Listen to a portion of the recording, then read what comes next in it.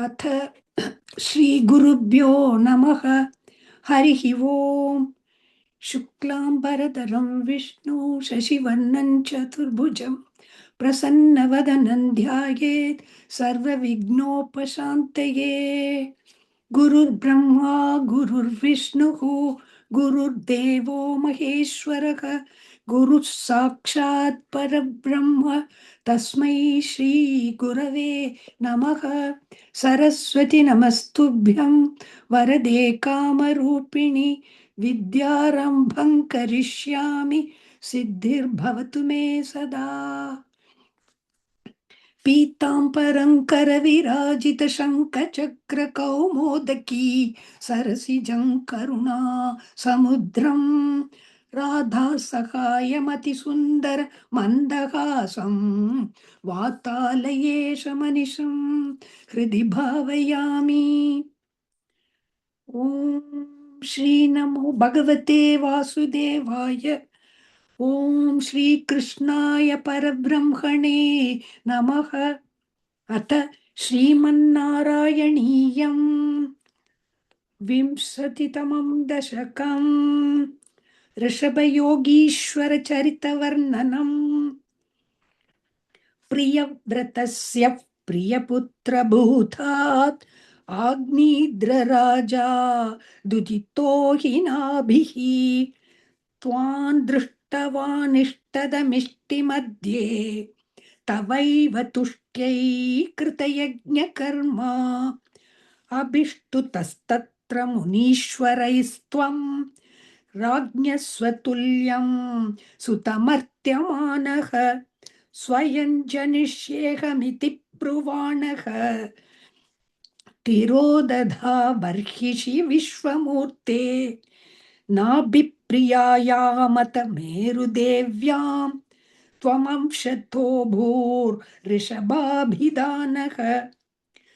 आलोकसामान्यगुणप्रभाव प्रभाविताशेष जग जनप्रमोदः त्वयि त्रिलोकी भृतिराज्यभारं निधाय नाभिः सह मेरुदेव्या तपोवनं प्राप्य भवन् निषेवी गतः किलानन्दपदं पदन्ते इन्द्रस्त्वदुत्कर्षकृतादमर्षात् ववर्षनास्मिन् न जनाभवर्षे यदा तदा त्वन्निजयोगशक्त्या स्ववर्षमेन व्यददाः सुवर्षम् जितेन्द्रदत्तां कमनीं जयन्तीम्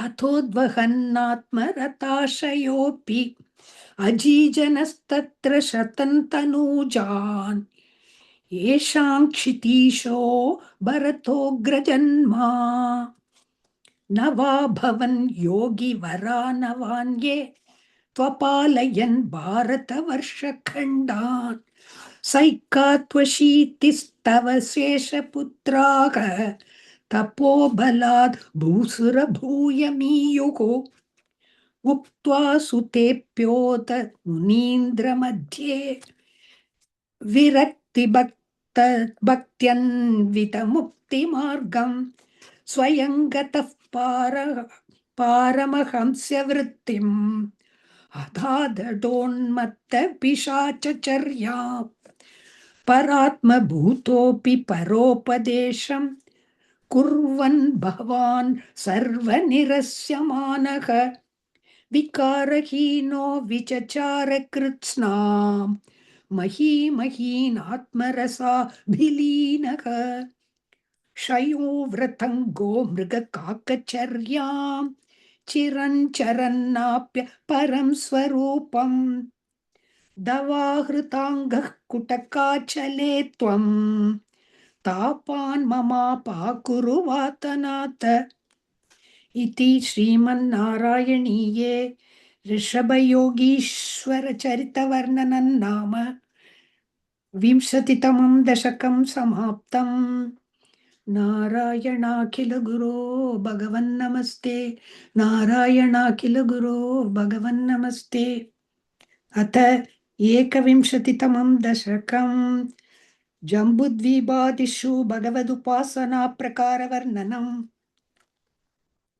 मध्योद्भवे भुव इलावृतनाम्नि वर्षे गौरी प्रधानवनिता जनमा मात्रभाजी शर्वेण मन्त्रनुतिभिः समुपास्यमानम् सङ्कर्षणात्मकमदीश्वर संश्रये त्वाम् भद्राश्वनामक इलावृत पूर्ववर्षे भद्रश्रवोभिर्ऋषिभिः परिणूयमानम् कल्पान्तगूढनिगमोद्धरणप्रवीणम् ध्यायामि देव हयशीर्षतनुं भवन्तम् ध्यायामि दक्षिणगते हरिवर्षवर्षे प्रह्लादमुख्यपुरुषैः परिसेव्यमाणम् उत्तुङ्गशान्तधवलाकृतिमेकशुद्ध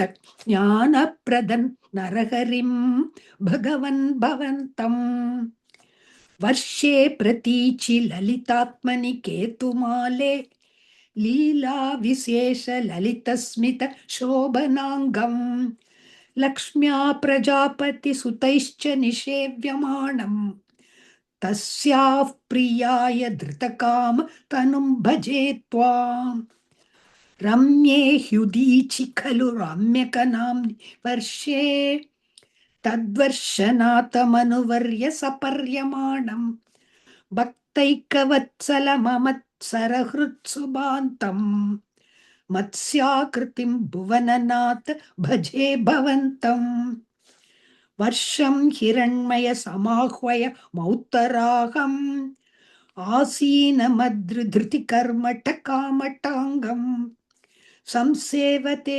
पितृगणप्रवरोर्यमायम् तन्त्वां भजामि भगवन् परचिन्मयात्मन् किञ्चोत्तरेषु कुरुषु प्रियया धरण्या संसेवितो महितमन्त्रनुतिप्रभेदैः दंष्ट्राग्रगृष्टघनपृष्ठगरिष्ठवर्ष्मा त्वं पाहि विज्ञनुत यज्ञवराहमूर्ते यां यां दिशं भजति किं पुरुषाख्यवर्षे संसेवितो हनुमता दृढभक्तिभाजा सीताभिराम परमाद्भुत रूपशाली रामात्मकः परिलसन् परिपाहि विष्णो श्रीनारदेन सह भारत कण्ठमुख्यैः त्वं साङ्ख्ययोगनुतिभिः समुपास्यमानः आकल्पकालमिह साधुजनाभिरक्षी नारायणो नरसकः परिपाहि वो मन् प्लाक्षेर्करूपं मयि शाल्मल इन्दुरूपं द्वीपे भजन्ति कुशनामनि वह्निरूपं क्रौञ्जेऽम्बुरूपमथ वायुमयञ्च शाके त्वां ब्रह्मरूपमपि पुष्करनाम्नि लोकाः सर्वैर्ध्रुवादिभिरुडुप्रकरैर्ग्रहैश्च पुच्छादिकेष्ववयवेष्वभिकल्प्यमानैः त्वं शिंशुमारवपुषा महतामुपास्यः सन्ध्यासुरुन्दिनरकं मम सिन्धुषायिन् पातालमूलभुवि शेषतनुं भवन्तम् लोलैककुण्डलविराजि सहस्रशीर्षम् नीलाम्बरं धृतहलं भुजगाङ्गनाभिः जुष्टं भजे हरगदान् गुरुगेहनाथ इति श्रीमन्नारायणीये जम्बुद्वीपादिषु भगवदुपासना प्रकारवर्णनं नाम एकविंशतितमं दशकं समाप्तम् नारायणाखिल गुरो भगवन् नमस्ते नारायणाखिल गुरो भगवन् नमस्ते